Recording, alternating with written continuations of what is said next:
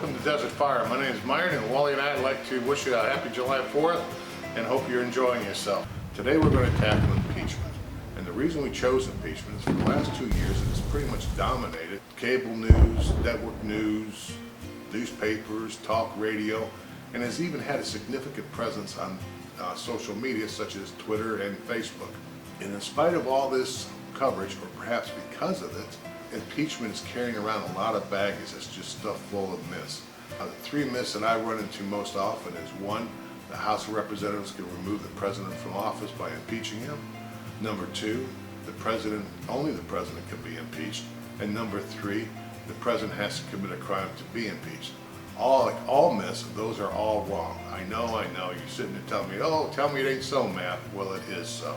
So what exactly is impeachment? Well, impeachment is the first step of a two-step process that can result in the removal of the president or other federal officials. And we'll call that the impeachment process, for lack of a better term. Now, Article 1, Section 2 of the Constitution gives us sole authority to impeach to the House of Representatives. However, impeachment is merely charging a federal official with an impeachable offense. It doesn't remove anyone from anything. So what exactly is an impeachable offense? An impeachable offense is treason, bribery, and other high crimes and misdemeanors. Treason, defined right there in the Constitution. Bribery is defined by American common law and statutory law. And high crimes and misdemeanors, well, yeah, those aren't defined. In fact, there's been a debate amongst the constitutional scholars since I think we're barely dry on the Constitution over what exactly a high crime and misdemeanor is. They all seem to agree that it includes crimes, but it goes beyond just a crime. It includes what's called a breach of a public trust.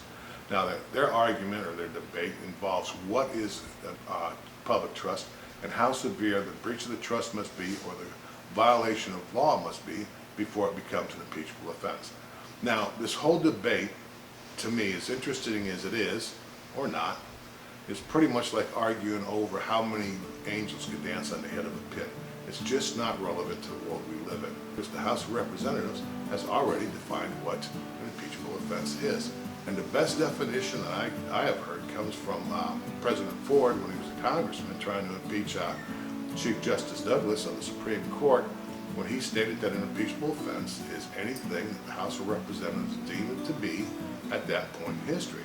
And if you look at the history of our impeachments, which have been pretty few over the last couple centuries, in fact there's only been 20 of them, but if you look at some of the articles of impeachment that were passed by Congress, you'll find that some of these people have been charged with, like Judge Pingree, charged with drinking on the bench and engaging in brown philosophy in 1803. Justice Chase, he was pretty much charged with being a not very nice person who verbally abused and was a bully. President Andrew Johnson in 1868, he was charged with 11 impeachable offenses, one of which, when stripped of the rhetoric, a fair summation would be, he said mean and derogatory things about Congress that damaged their reputation. So yeah, it's pretty much anything Congress wants to be. Now, who can be impeached? Again, you have to go to the Constitution, and it'll tell you right there, the President, the Vice President, and civil officers. Now, the Vice President and the President, that's self-evident who they are. But what are civil officers? Well, civil officers are defined in Article 2, Section 2 of the Constitution. And for purposes of impeachment, they include anyone the President appoints, as well as anyone the Congress and judicial branch and department heads appoint.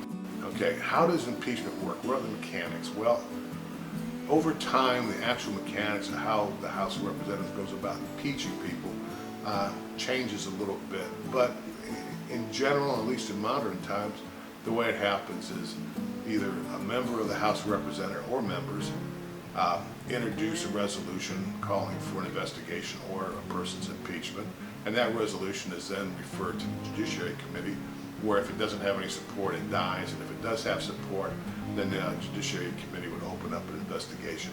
The other way that an investigation come about is the Judiciary Committee just opens up the investigation on their own, like they're doing right now with President Trump. At the completion of the investigation, the Judiciary Committee will take a vote, and if they believe that there's enough evidence to charge the federal official with a impeachable offense, they'll go ahead and write the articles of impeachment. And articles of impeachment are nothing more than a document that contains the specific impeachable offenses the person's being charged with. That document is then referred to the full House, who will vote on it. If by a simple majority vote, the House of Representatives votes to impeach, the person's impeached. Again, nobody's removed, he's just been charged. Think of it like a grand jury. Now, once the impeachment occurs, the action shifts over to the Senate. So why don't we zip over there and see what's going on. So buckle up and hang on, because we're going to time warp on over, okay? Hang on.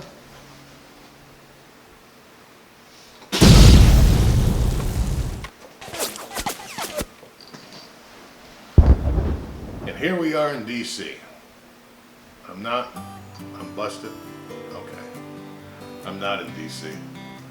But that was just such a cool visual effect I had to figure out a way to incorporate it into the video. Okay, now we're at the Senate. Now, what does the Senate have to do with the impeachment process? Well, under Article 1, Section 3, they have the sole responsibility to try the person impeached. And the way this works is the House of Representatives will appoint House managers. The House managers are, think of them as prosecutors.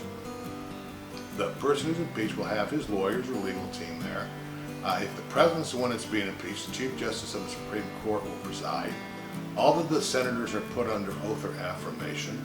Witnesses will be called, evidence will be introduced, and arguments will be made, both opening and closing arguments by the managers, i.e. the prosecutors or the defense team. At the end of all this, the Senate will vote, and if they vote by 2/3 majority of the members present, then the person impeached is convicted. If they don't get the 2/3 majority vote, then the person is acquitted. Now, if he's convicted, he's automatically removed from office. The additional sanction that the Senate can impose is they can prohibit the person from ever holding office again. And that's it. They can't do anything more. Now, I know some of you out there going, whoa, dude, that's so wrong on so many levels. I mean, a guy can commit murder and get away with it just by being fired and not rehired? Well, let's hold on, Skippy. It's not quite that simple, and there's no need to get your knickers in a twist. The Constitution also provides that a person who is impeached and then convicted and removed can also stand trial for the same crime he was removed from office for or convicted by the Senate trial. And the reason he can do that is that the impeachment process is not a legal process, it's a political process. Okay, so to recap what we have here, impeachment is nothing more than charging of a person with an impeachable offense by the House of Representatives. Once the person's charged, it's referred to the Senate where trial is held. The Senate must vote by a 2/3 majority vote to convict. If they do that, the person is removed from office and can have the additional penalty of not being able to hold federal office in the future. An impeachable offense is pretty much anything that Congress wants it to be. And the people that could be impeached are the President, the Vice President, and all federal officers. Civil officers, I'm sorry.